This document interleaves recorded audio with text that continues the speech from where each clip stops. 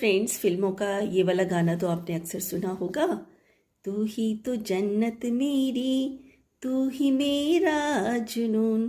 तो चलिए इसे आज ट्रांसलेट करते हैं इंग्लिश में। तू ही तो जन्नत मेरी, तू ही मेरा जुनून। You are my heaven, you are my passion. तू ही तो मन्नत मेरी, तू ही रूह का सुकून। You are my wish, you are the peace of my soul. तू ही अखियों की ठंडक, तू ही दिल की है धड़कन। You are the soothing of my eyes, you are the beat of my heart.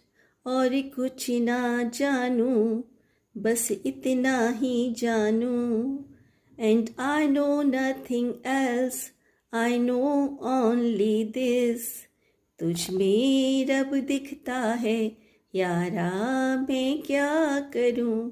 I see God in you, my beloved, what should I do? सजदे सर झुकता है यारा, मैं क्या करूं। My head bows down in your worship, my beloved, what should I do? तुझ में रब दिखता है यारा, मैं क्या करूं। I see God in you, my beloved, what should I do?